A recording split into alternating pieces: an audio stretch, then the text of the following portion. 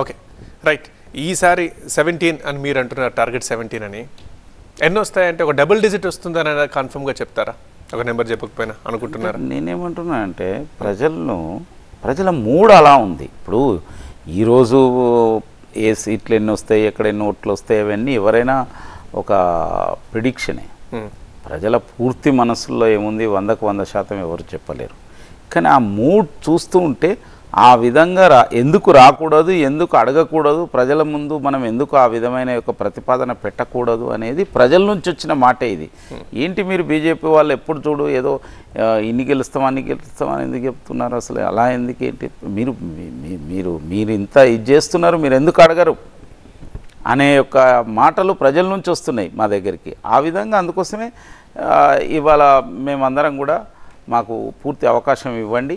ఎందుకనంటే last time ఒక 4 సీట్లు గెలిస్తేనే 9 లక్షల కోట్ల రూపాయల యొక్క అభివృద్ధి నిధులను తెలంగాణకు వచ్చినాయి.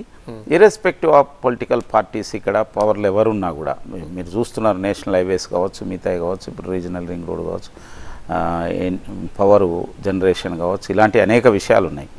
కాబట్టి మనకు 17కి 17 కనుక వచ్చినాయి అనుకోండి, ఇక్కడ ఉండే కాంగ్రెస్ పార్టీ ఏమీ గవర్నమెంట్ ఉంటుంది 5 ఏళ్ళు, వాళ్ళకి వచ్చే యొక్క ఇబ్బంది ఏం లేదు. కానీ నేషన్లో ఏదైతే అధికారంకు రాబోతున్న యొక్క పార్టీ, అధికారంకు రాబోతున్న యొక్క నాయకుని కనుక మద్దతు ఇస్తే దాని ప్రభావం చాలా ఉంటుంది. తెలంగాణ ప్రజలు తెలివైన వాళ్ళు. కాంగ్రెస్ రాదని మీరు అంత కష్టంగా ఎలా అంటారు? కాంగ్రెస్ మీ ప్రధాన ప్రత్యర్థి కాంగ్రెస్.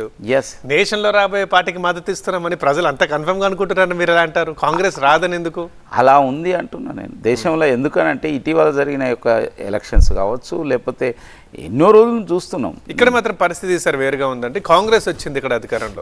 సో కాబట్టి ఇప్పుడు ఎంపీ రేస్లో ఈజీగా కాంగ్రెస్ వస్తుంది. లాస్ట్ టైం మీతో పాటు మీరు 4 గెలిచినప్పుడు కాంగ్రెస్ కూడా 3 మల్కాజ్గిరి 3 సో అప్పుడు కూడా ఎమ్మెల్యేకి ఎంపీకి అక్కడ కూడా తేడా కనిపించింది. మరి ఇప్పుడు కాంగ్రెస్ ఎందుకు ఎక్కువ కొట్టదు మీకు? ఎందుకంటున్నానంటే డెఫినెట్లీ మాకు ప్రత్యర్థి కాంగ్రెసే. కానీ ప్రజలేమనుకుంటున్నారంటే మేము ఈ తెలంగాణలో ఎంతో అందరూ అన్ని పార్టీలు కష్టపడ్డాయి. కేసీఆర్ అన్నాడు, జెండాలు వేరైనా ఎజెండాలు వేరైనా మనమంతా తెలంగాణ కోసం పోరాటం చేస్తాం, ఒకసారి వచ్చినాకే వదివాలి. కాబట్టి అందరు కలిసి పోరాటం చేసిండ్రు. కానీ కేసీఆర్ 10 ఇయర్స్ ఆయన పవర్ను తీసుకున్నాడు, ఆయనకు అవకాశం ఇచ్చిండు. కాబట్టి ప్రజలేమనుకుంటున్నారంటే ఓకే కేసీఆర్ అయిపోయింది, ఇచ్చాము చూసాము, తర్వాత నెక్స్ట్ కాంగ్రెస్కి ఇవ్వాలనుకున్నారు. మళ్ళీ ఒకసారి అప్పుడెప్పుడో ఇచ్చిండ్రు, మళ్ళీ ఇచ్చిన తర్వాత ఇంకొకసారి బీజేపీని చూద్దామనే ఒక ఆలోచన. అది ముఖ్యంగా నరేంద్ర మోడీ గారి నాయకత్వం, దేశంలో ఉన్న యొక్క పరిస్థితులు, దేశ యొక్క రాజకీయ పరిస్థితులు, బార్డర్సు, లేకపోతే వేరే దేశాలతోని ఎకానమీ, ఇలాంటి అనేక విషయాలను చూసిన తర్వాత బీజేపీ నరేంద్ర మోడీ గారు అయితేనే దీన్ని చేయగలుగుతారు. మనం ఎన్ని రోజులు ఇంకా అండర్ డెవలప్డ్ కంట్రీగా ఉందాం, డెవలప్డ్ కంట్రీగా రావాలంటే ఇది ఇట్లనే సాధ్యమవుతుంది అనే యొక్క ఆలోచనతో ఒకసారి ఇచ్చాం కదా కాంగ్రెస్కి మొన్ననే స్టేట్కు. కాబట్టి అది విధి అవసరం ఉండి ఇచ్చారా, విధి లేని పరిస్థితులు ఇచ్చారా, దట్ ఈస్ ఎ డిఫరెంట్ ఇచ్చారు.